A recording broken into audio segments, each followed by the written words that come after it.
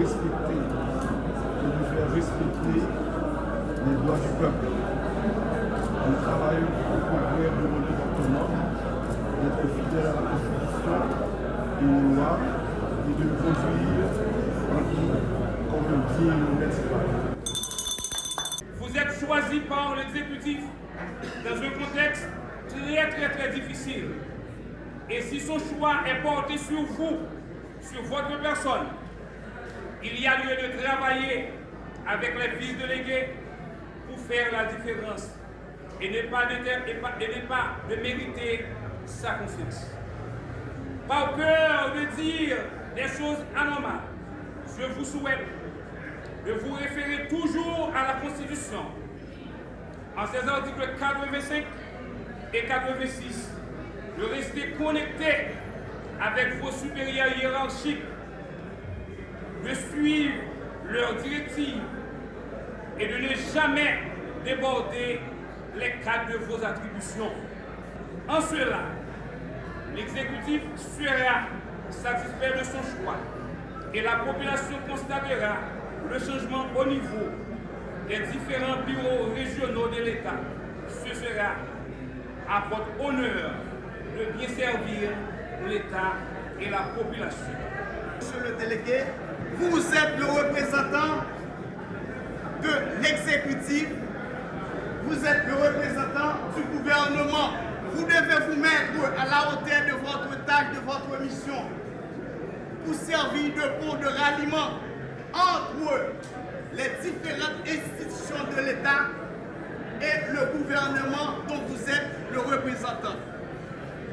Vous n'êtes pas aujourd'hui un caporal.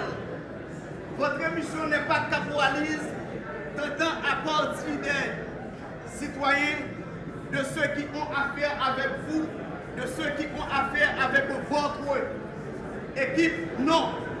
Votre mission, c'est de bien vouloir vous tenir en ordre en tant qu'homme pour résoudre les différents problèmes sociaux.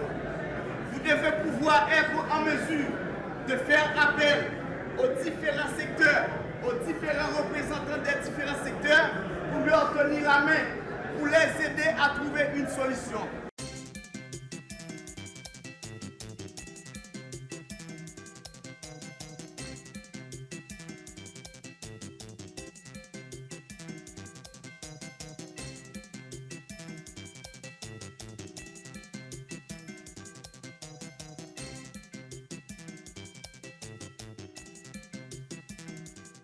Un réel plaisir à procéder aujourd'hui à l'installation du nouveau délégué du département du Sud, M.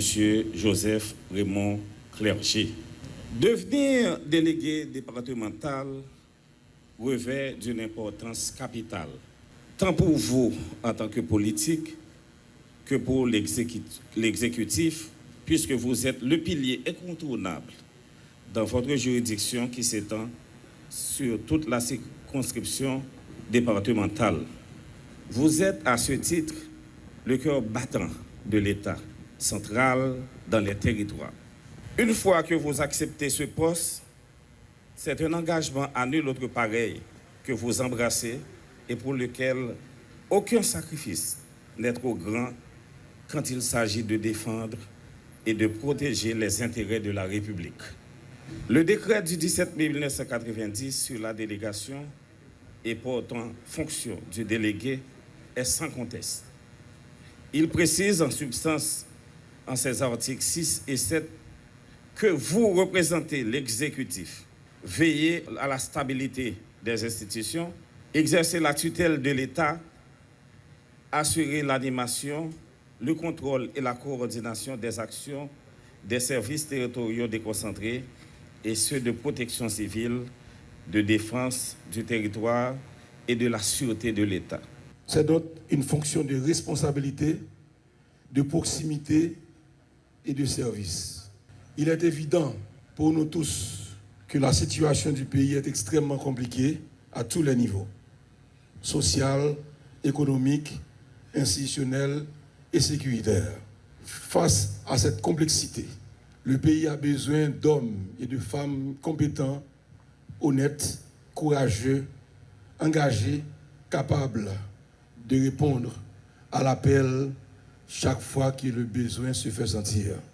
Aujourd'hui, ce n'est pas le moment de grands discours. Le peuple attend, il en a assez. Il attend des résultats, de la présence, de l'écoute et des actions concrètes.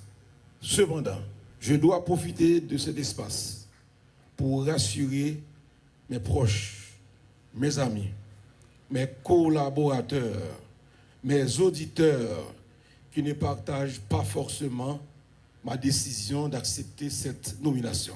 Je veux leur dire aujourd'hui, au nom de mes convictions et de mes valeurs, je prends cet engagement avec responsabilité et lucidité. Et le jour où je quitterai la délégation du Sud, je ne laisserai derrière moi ni mes convictions, ni mes valeurs, ni mon attachement à mon pays et à son peuple.